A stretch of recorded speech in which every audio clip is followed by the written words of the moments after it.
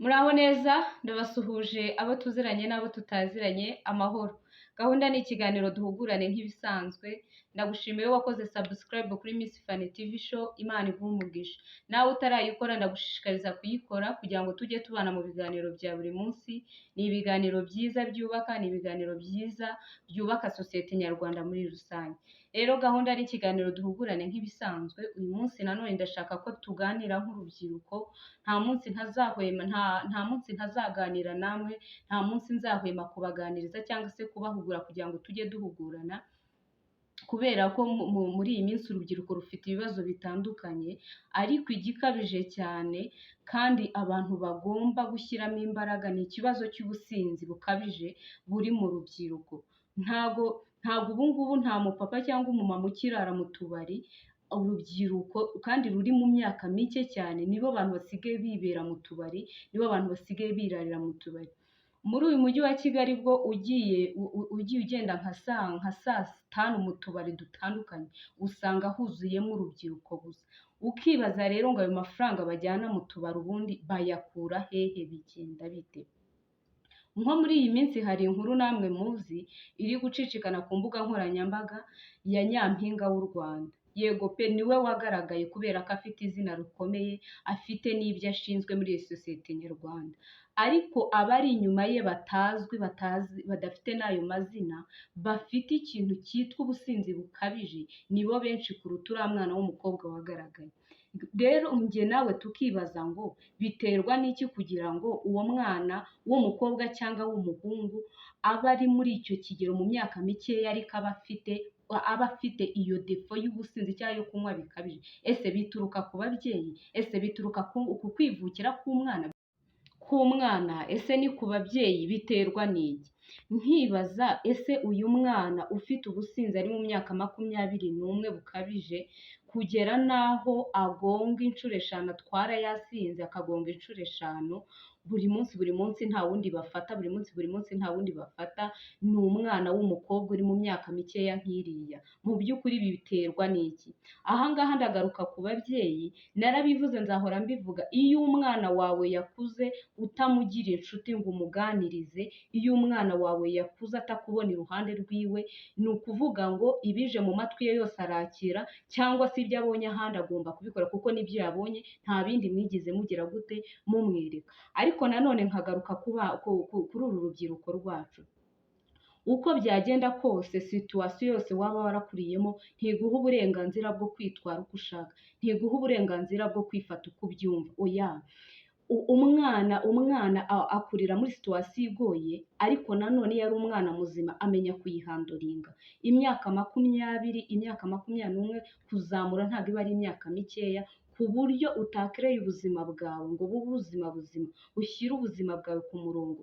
Nawe yego birashoboka ko wakuze, wenda ababyeyi bawe bagira utuzi twinshi dutandukanye dutuma tutabaha umwanya wo kwicara ngo bakuganirize, ariko nanone nubwo batakuganirizaga, ntabwo nanone bakwifurizaga ibi, birukankaga kugira ngo babone ko ubuzima bagushakira ubuzima buzima. Mujye namwe mwicara mwabana mwe mutekereze. Birashoboka ko umubyeyi utakuze umureba iruhande rwawe, birashoboka ko utakuze akuganiriza cyangwa se waguhora iruhande ngo umubwire buri kimwe, ariko nawe muri iyo myaka ugezemo, basi handoringa ubuzima bwawe, wihe intego mu buzima, sibyo? Kuko birasebetse cyane. Ni ukuri urubyiruko ruri hanze aha rwashiriye mu tubari pe. Ni ukuri iyi mihanda ya Kigali yo mu masaha ya mu gitondo, noneho mu masaha 11 abamotari baba batwaye intere z'abasinzi, baba batwaye intere z'abana b'abakobwa bataye ubwenge, batazi n'aho bagiye,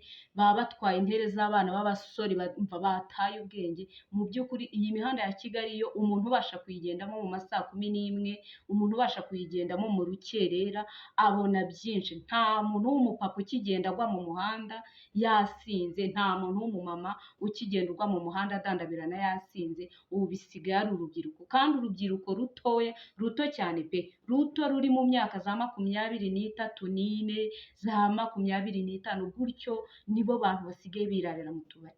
kandi buriya umuntu wasinze n'ubundi ikintu icyo ari cyo cyose yagikora. Inzoga ziragutinyura, n'icyo watinyaga gukora uragikora kubera ko nta kintu uba ufite nta soni uba ukigira, nta kintu cyo kwikanga uba ugifite muri wowe, ibintu byose rero urabyubahuka.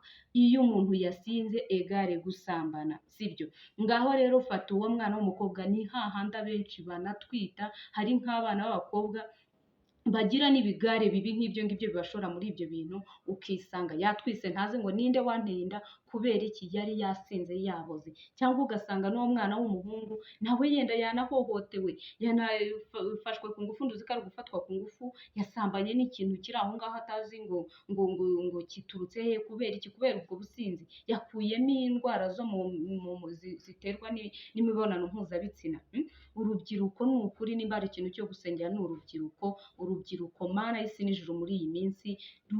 Ntabwo mbizi, nta mwana ukibasha kwitekerezaho, hari aho isi igeze, nta mwana ukibasha kwitekerezaho, ariko mu by'ukuri ntabwo bikwiye mugarukira aho ngaho. Mwibuke ko igihugu kirabakeneye, gikeneye ibyo bitekerezo byanyu bikiri bitoya, gikeneye ayo maboko yanyu, gikeneye imbaraga zanyu, n'ababyeyi bababyaye kandi nabo barabakeneye. Uko mwakwitwara uko kose barabakeneye. Mujye muha agaciro ibyo bakora byose kugira ngo ubuzima bwanyu bugende neza. Za minerivare babarihiriye, muriho murazipfusha ubusa.